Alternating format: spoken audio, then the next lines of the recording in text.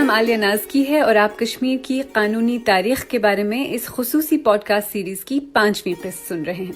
خوش آمدید۔ یہ podcast doctor Fauzia Lone کے ان آرٹیکلز پر مبنی ہے جو انہوں نے BBC اردو کے لیے لکھے ہیں اور جو آپ ہماری ویب سائٹ پر پڑھ بھی سکتے ہیں۔ پچھلی قسط میں ہم نے انڈیا کے ساتھ کشمیر کے معاہدہ الحاق کی قانونی حیثیت کی بات کی اور دیکھا کہ فٹس مورس کی قانونی رائے یہ تھی کہ مہاراجہ الحاق کے وقت فیصلہ کرنے کے لیے آزاد نہیں تھے۔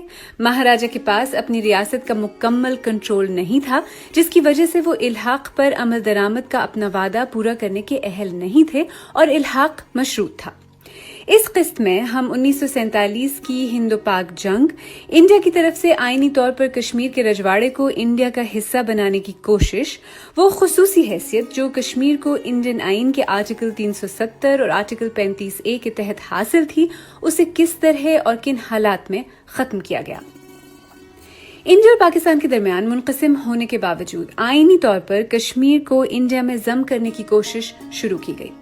انڈیا کے پاس کشمیر کے پورے علاقے کا کنٹرول نہیں تھا، تاہم پاکستان اور نہ ہی چین نے اپنے زیر کنٹرول علاقوں کو آئینی طور پر اپنے ملک میں ضم کرنے کی کوشش کی۔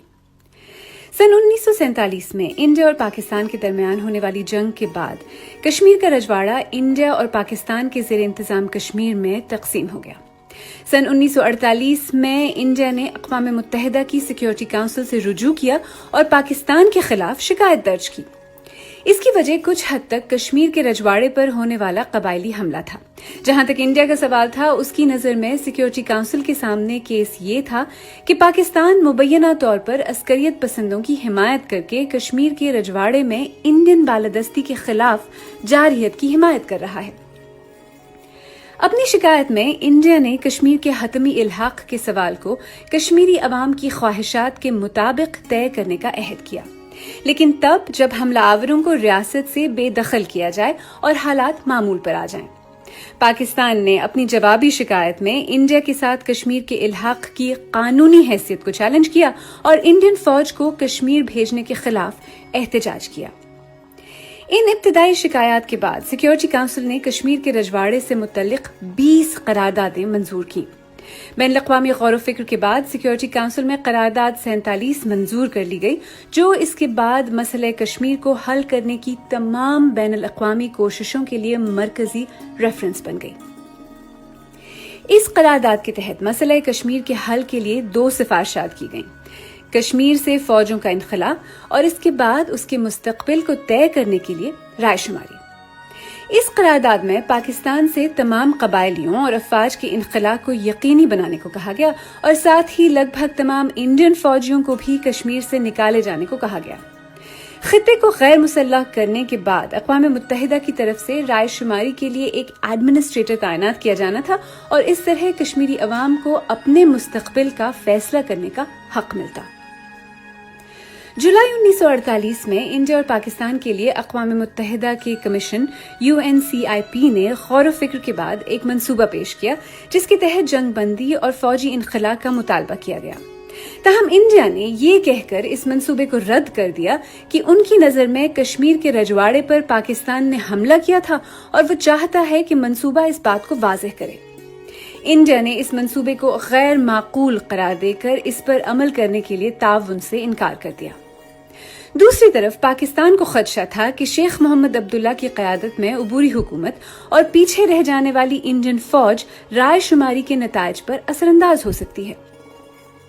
اس کے بعد منظور ہونے والی سیکیورٹی کونسل کی تمام قراردادوں میں خطے کو غیر مسلح کرنے اور قرارداد نمبر 47 کے رائے شماری کے مطالبے کو دہرایا گیا، تاہم ایسا آج تک نہیں ہو پایا۔ اس کے برعکس انڈیا اور پاکستان اب تک 1965، 1971 اور 1999 میں جنگیں لڑ چکے ہیں اور بات جوہری تصادم تک بھی پہنچی ہے۔ اس دوران سرحدوں پر بھی کئی بار دراندازی ہوئی اور چین نے 1962 کی انڈیا چین جنگ کے دوران اکسائی چین پر قبضہ کر لیا۔ اکسائی چین بھی کشمیر کے رجواڑے کا حصہ تھا۔ چین وہاں کا نظام شنجیانگ کے خود مختار علاقے کے حصے کے طور پر چلاتا ہے۔ انڈیا دعویٰ کرتا ہے کہ اکسائی چین انڈیا کا حصہ ہے، یعنی لداخ کے خطے کا، جس پر اس نے سن 1947 میں پاکستان کے ساتھ ہونے والی جنگ کے دوران قبضہ کر لیا تھا۔ 5 मई 2020 से इंडिया और चीन के दरमियान लद्दाख की पेंगोंग झील के करीब वाक़ वादी गलवान में और सिक्किम के नाथुला पास पर फौजी कशीदगी जारी है। ताज़ा तरीन फौजी मुज़ाकरात में चीन ने वादी गलवान, जो कि मशरक़ी लद्दाख में है, पर दावा किया है। चीन लाइन ऑफ एक्चुअल कंट्रोल यानी LAC पर जारी सरहदी तनाज़े पर ज्यादा बात नहीं कर रहा, जिसकी वजह से दोनों ममालिक के दरमियान बाहमी ताल्लुकात बुरी तरह से मुतासिर हुए हैं। सन 1947 और 1949 के दरमियान इंडिया ने कश्मीर के रजवाड़े पर अपने गैर कानूनी कब्जे को हिंद नवाज हुकूमतों के जरिए मजबूत करना शुरू किया और सन 1950 के बाद इंडिया ने कश्मीर को आईनी तौर पर मुल्क का हिस्सा बनाना शुरू किया।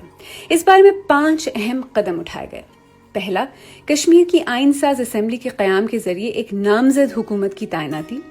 दूसरा, 1950 में इंडियन आइन में शिक 370 की शमूलियत। तीसरा, 1952 में नामजद हुकूमत और इंडिया के दरमियान दिल्ली मुआहिदे पर दस्तखत। चौथा, 1957 में कश्मीर के नए आइन का इतलाक और 1939 के पुराने आइन को खत्म करना। और पांचवा, 1975 में इंदिरा शेख मुआहिदे पर दस्तखत। आईनी तौर पर इस तरह कश्मीर को इंडियन इत्तेहाद का हिस्सा बनाने से पहले अक़वाम मुत्तहिदा में कश्मीर के मामले पर डेडलॉक था, जिससे इंडिया को अपने मंसूबे पर अमल करने का सही मौका मिल गया। मुतनाज़े इल्हाक के बाद कश्मीर को इंडियन आइन के हिस्से अव्वल के तहत इंडिया में शामिल किया गया और इसे पहले शेड्यूल में पार्ट B रियासतों में जगह दी गई। पहले शेड्यूल में रियासतों और इत्तेहादों के नाम बयान किए गए हैं और इसके मुताबिक रियासतों और इलाकों के 4 हिस्से हैं। पार्ट B रियासतों के लिए ये दफात उन इंडियन रियासतों के लिए बनाई गई थीं जिनकी बरतानवी हिंदुस्तान में खुसूसी हैसियत थी। पार्ट B की इन रियासतों में भी कश्मीर को राजस्थान और ट्रावनकोर कोचीन जैसे रजवाड़ों से अलग एक खास मकाम हासिल था।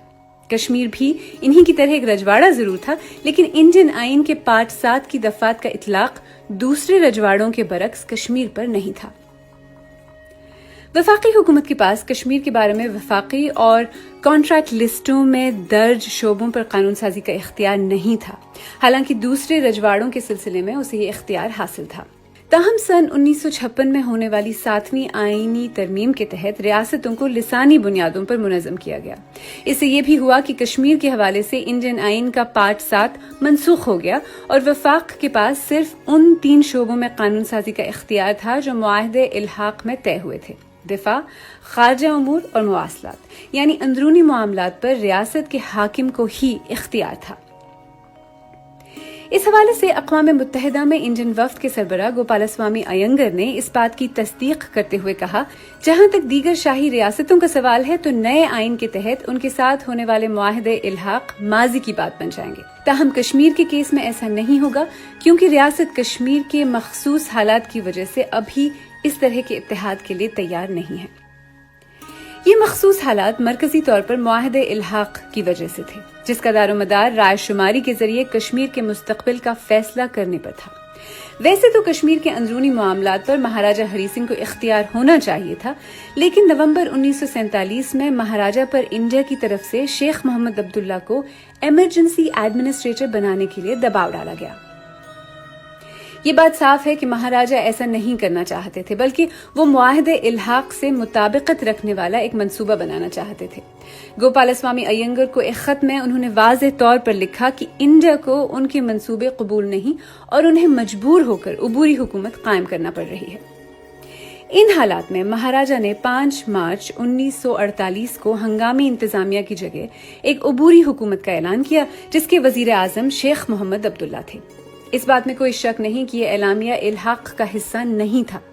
कानून साज असेंबली, जिसे प्रजा सभा कहा जाता था, पर नया कश्मीर आइन बनाने के लिए दबाव डाला गया। जम्मू कश्मीर आइन एक्ट 1939 को खत्म करने का अमल शुरू किया गया। ऐसा मालूम होता है कि यह सब कश्मीर को इंडिया के साथ आईनी तौर पर मुत्तहिद करने के लिए जरूरी था। इंडिया के इख्तिदार और इख्तियारात में इस तरह की वुसअत मुआहदे इल्हाक का हिस्सा नहीं थी और महाराजा ने यह बिल्कुल तस्लीम नहीं किया था कि कश्मीर मुस्तकबिल के किसी भी इंडियन आइन में शामिल होगा। सन 1949 आते आते महाराजा और शेख मोहम्मद अब्दुल्ला के दरमियान तनाव बहुत बढ़ गया था। आखिरकार शेख मोहम्मद अब्दुल्ला ने अपने दोस्त जवाहरलाल नेहरू से, जो कि इंडिया के वजीर आजम थे, कहा कि वो महाराजा पर तख्त छोड़ने के लिए दबाव डालें। حکومت کی طرف سے بڑھتے ہوئے دباؤ کی وجہ سے مہاراجہ ہری سنگھ نے 29 اپریل 1949 کو اپنے بیٹے یوراج کرن سنگھ کو صدر ریاست نامزد کیا۔ 20 جون 1949 کو مہاراجہ ہری سنگھ نے ایک اعلامیے کے ذریعے اقتدار پر سے اپنا اختیار ختم کرنے سے پہلے اپنے بیٹے یوراج کرن سنگھ کو یہ اختیارات منتقل کر دیے۔ یہ اعلامیہ جو کہ عبوری تھا، مہاراجہ ہری سنگھ کا آخری حکومتی فیصلہ تھا اور اس کے ذریعے یوراج کرن سنگھ مستقل طور پر حکومت کا حصہ بن گئے۔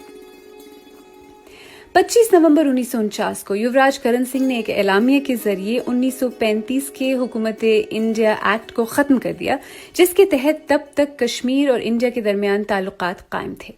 اس سے کشمیر پر انڈین آئین کے محدود اطلاق کی راہ ہموار ہوئی۔ اسی اعلامیے کی وجہ سے انڈین آئین میں ایک عبوری دفعہ آرٹیکل 370 کو کشمیر کو انڈیا میں خصوصی حیثیت دے کر شامل کرنے کے لیے متعارف کرایا گیا۔ اس کے ساتھ ہی انڈیا نے شیخ محمد عبداللہ کی جماعت all Jammu and Kashmir national conference سے کشمیر کو آئینی طور پر انڈیا میں شامل کرنے کے لیے مدد حاصل کرنے کی کوشش بھی کی۔ اس اقدام کو اقوام متحدہ کی سیکیورٹی کونسل نے 1957 کی قرارداد 122 میں مسترد کر دیا۔ اس قرارداد کے تحت کشمیر کے مستقبل اور الحاق کا فیصلہ نیشنل کانفرنس یا کسی بھی دوسری جماعت کے ایکشن سے نہیں کیا جا سکتا۔ سن 1950 میں انڈین آئین عمل میں آنے کے بعد انڈیا نے آرٹیکل 1 اور 370 کے تحت کشمیر کو ملک کا حصہ بنا دیا۔ آرٹیکل 370 کو، جس کا مقصد خود مختاری کی صورت پیدا کرنا تھا، کشمیر کے مخصوص حالات کی وجہ سے آئین میں شامل کیا گیا۔ اسی شق کے ذریعے سن 1950 کے بعد انڈیا اور کشمیر کے درمیان موجود رشتے کو وضع کیا گیا۔ آرٹیکل 370 میں اس بات کو دہرایا گیا کہ انڈین پارلیمان کے پاس صرف ان شعبوں میں قانون سازی کا حق ہوگا جو معاہدے الحاق میں وضع کیے گئے ہیں۔ یعنی آرٹیکل 370 کے تحت انڈین پارلیمان کے پاس ریاست جموں کشمیر کے لیے صرف دفاع، مواصلات اور خارجہ امور سے متعلق قانون سازی کا محدود اختیار تھا۔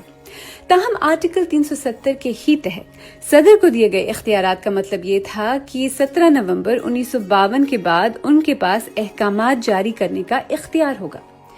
تاہم ایک اہم صدارتی آرڈر کو constitution application to Jammu Kashmir order 1950 prospectively جاری کیا گیا۔ اس آرڈر کے ذریعے ان شعبوں میں نئے شعبے جوڑے گئے جن پر وفاقی پارلیمان کو کشمیر کے لیے قانون سازی کا اختیار تھا، اور پہلے سے موجود شعبوں میں تبدیلی کی گئی۔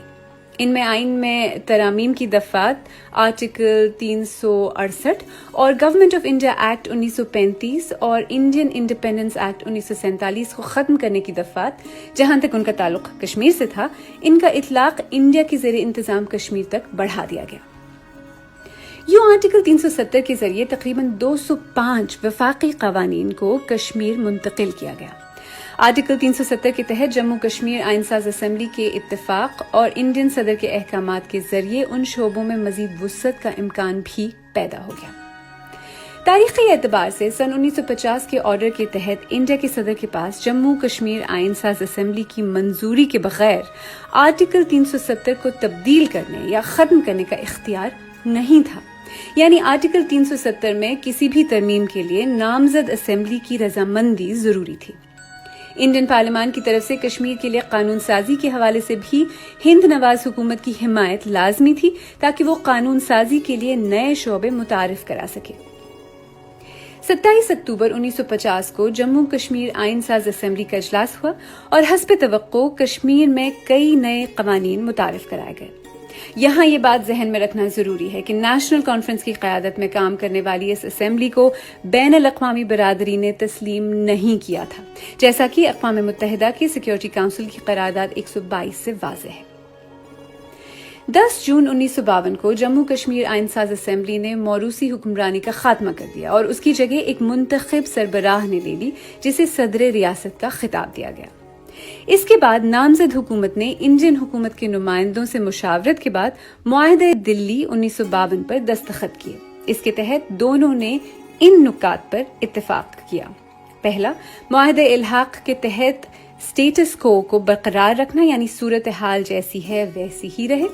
دوسرا، آرٹیکل 5 جو کہ انڈیا کی شہریت سے متعلق ہے، اس کا اطلاق کشمیر کے شہریوں تک بڑھانا۔ نمبر 3، وفاقی پرچم کے ساتھ ساتھ ریاست کے پرچم کو مقام دینا۔ نمبر 4 صدر ریاست یا گورنر کو ریاستی اسمبلی منتخب کرے گی، تاہم تعیناتی سے پہلے انڈیا کے صدر کی منظوری لازمی ہوگی۔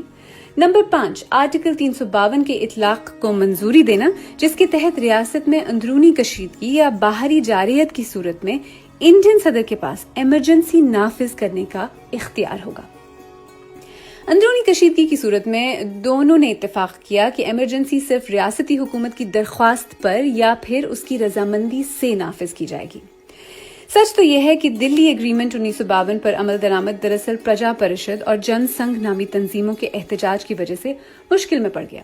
پرجا پریشد ایک سخت گیر ہندو جماعت تھی جس کے بانی ڈاکٹر شیامی پرساد مکھرجی تھے، جبکہ جن سنگھ قدامت پسند ہندو قوم پرست جماعت تھی۔ ان جماعتوں کا مطالبہ تھا کہ کشمیر کو مکمل طور پر انڈیا میں ضم کر دیا جائے، اور ان کی نظر میں معاہدہ دلی 1952 سے ایک علیحدہ اور آزاد کشمیری ریاست کا امکان پیدا ہو گیا تھا۔ ڈاکٹر شیاما پرساد مکھرجی کو 12 مئی 1953 کو اس وقت گرفتار کر لیا گیا جب انہوں نے بنا پرمٹ کے کشمیر میں داخل ہونے کی کوشش کی۔ اس وقت تک غیر کشمیریوں کو کشمیر میں داخل ہونے کے لیے ایک پرمٹ کی ضرورت ہوتی تھی۔ گرفتاری کے بعد ہسپتال میں ان کا انتقال ہو گیا۔